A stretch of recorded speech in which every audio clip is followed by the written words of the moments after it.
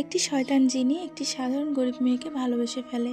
তার ভালোবাসা এতটাই গভীর ছিল যে মেয়েটির জন্য পুরো রাজ্যে সে স্বর্ণের বৃষ্টি করিয়েছিল এবং মেয়েটির মৃত্যুর জন্য সে ওই রাজ্যটাই ধ্বংস করে ফেলে।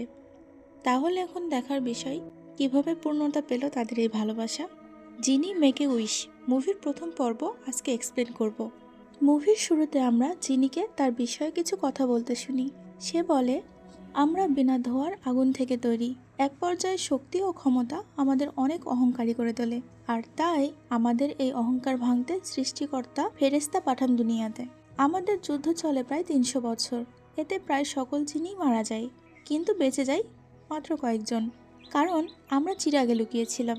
তারপর সৃষ্টিকর্তা মানুষ সৃষ্টি করেন এবং আমাদের সবাইকে বলেন তাদের সামনে মাথা নিচু করে সম্মান জানাতে। সবাই সেটা মেনে নিলেও আমি সেটা মেনে নিইনি, আর তাই উপরওয়ালা আমাকে জান্নাত থেকে জাহান্নামে ছুঁড়ে ফেলেন। কিন্তু আমি উপরওয়ালাকে একটা অনুরোধ করি, আমি নিজের এই শাস্তি তখন মেনে নেব যখন প্রমাণ হবে মানুষ আমার থেকেও অনেক বেশি ভালো ও নেক।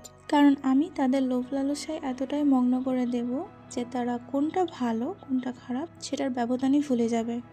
তখন উপরওয়ালা বলেন, তোমার অনুরোধ মেনে নিলাম, তবে আমারও একটা শর্ত আছে। যদি কখনো তোমার কোনো নেক মানুষের সাথে সাক্ষাৎ হয় এবং তুমি তাকে অসৎ বা লোভী প্রমাণ করতে না পারো, তাহলে তোমাকে আজীবন জাহান্নামের অন্ধকারে থাকতে হবে। তারপর থেকেই 3টি ইচ্ছা পূরণের নিয়ম শুরু হয়েছে।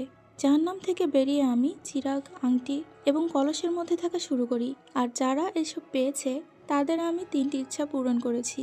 মানুষ স্বার্থপর ও লোভী হয়, আমি এটা প্রমাণ করে দিয়েছি। তারপর আমার দেখা হলো তোমার সাথে। তুমি মৃত্যুর সময়ও নিজের শেষ ইচ্ছা অন্য কারোর জন্য নষ্ট করেছো। শুধু তুমিই একজন যে আমার কাছে নেক ইচ্ছার কথা বলেছো। কিন্তু তারপরেও আমি তোমার মতো সামান্য একজন মাটির তৈরি মানুষের সামনে মাথা নিচু করব না। যদি কেউ আবার আমার চিরাগ পায় এবং আমি দুনিয়াতে ফিরে যেতে পারি, তাহলে আমি তোমাকে খুঁজে বের করব এবং প্রমাণ করব তুমি লোভী ও খারাপ, কারণ আমি হলাম ইবলিস।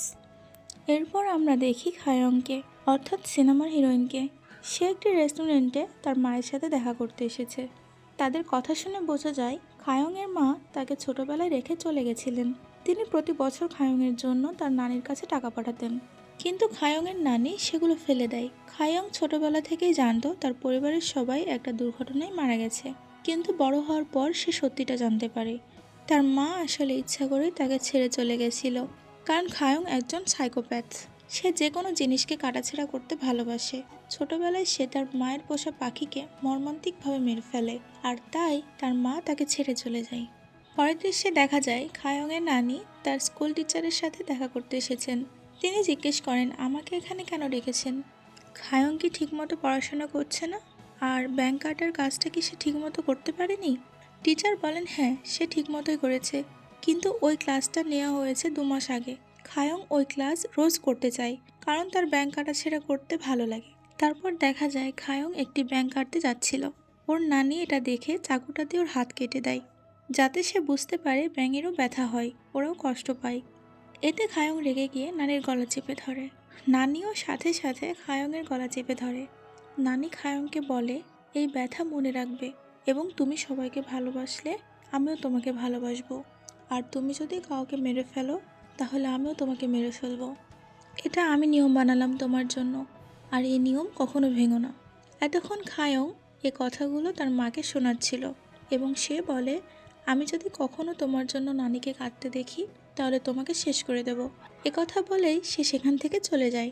পরের দিন খায়ং দুবাইয়ের এক মরুভূমিতে বেড়াতে যায়। সে হাঁটতে হাঁটতে কিছু একটা জিনিসের সাথে হোঁচট খায় এবং পড়ে যায়। পরে দেখা যায় এটা একটা চিরাগ। সে মনে মনে ইমাজিন করে এটা তার মা এবং চিরাগটা তুলে জোরে জোরে বালির সাথে আঘাত করে। এরপর দেখা যায় ইবলিসকে, অর্থাৎ জিনিকে। খায়ং জিজ্ঞেস করে, কে তুমি? আমাকে ফলো করছো কেন? যিনি খায়ংকে ভালোভাবে দেখে এবং তার গন্ধ থেকে চিনতে পারে। এটাই সেই সৎমনের মানুষ যার জন্য সে জাহান্নামের অন্ধকারে দাফন হয়েছিল। খায়ং তাকে ইগনোর করে এবং চলে যায়। যিনি কথা বলতে গিয়ে বারবার পড়ে যায়। খায়ং রুমে এসে দেখে পুরো রুমে চুল ছড়ানো এবং যিনি সামনে বসে আছে। সে খায়ংকে অতীতের কথা মনে করানোর চেষ্টা করে। যিনি খায়ংকে তার সকল কাহিনী শোনাচ্ছিল, কিন্তু খায়ং তার গল্প না শুনে ঘুমানোর ভান করে। এটা দেখে যিনি চলে যায়। তারপর হঠাৎ খায়ং চিরাগটা হাতে নেয় এবং দেখে তার নিচে কিছু লেখা আছে। জিনি তখন বলে, চিরাগ জোরে নড়ানো যাবে না।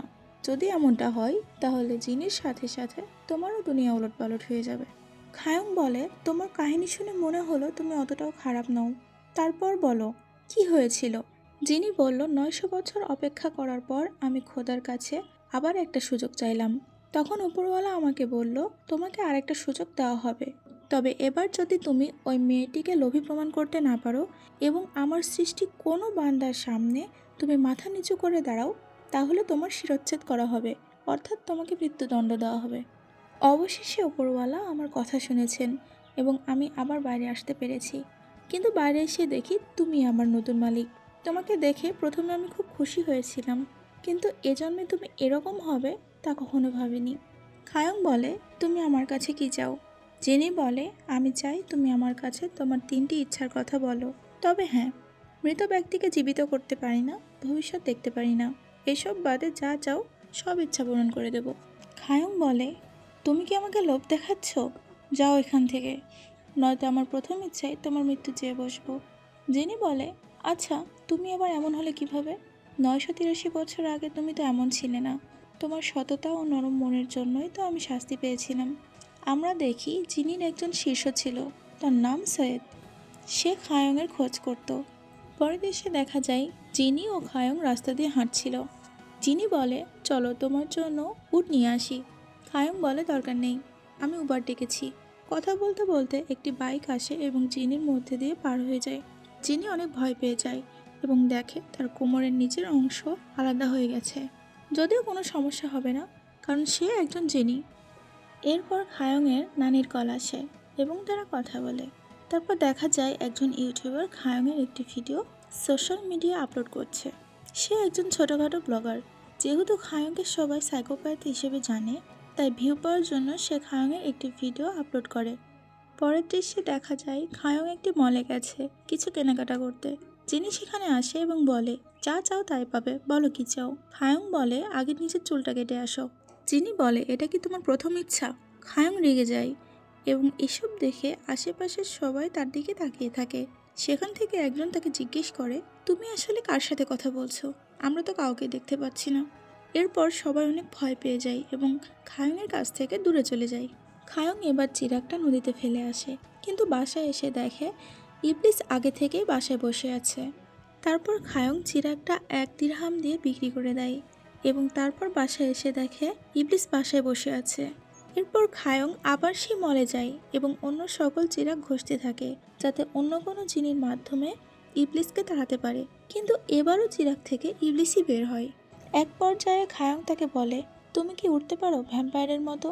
যিনি সাথে সাথে তাকে নিয়ে একটি বিল্ডিংয়ের ছাদে উড়ে যায়। এটা দেখে খায়ং অনেক আশ্চর্য হয় এবং অনেক খুশিও হয়।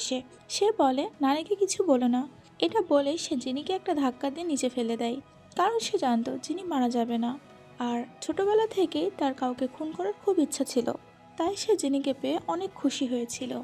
এরপর জিনি উপরে আসে এবং খায়ংয়ের গলা চেপে ধরে। এখান থেকেই গল্পের প্রথম পর্ব শেষ হয়।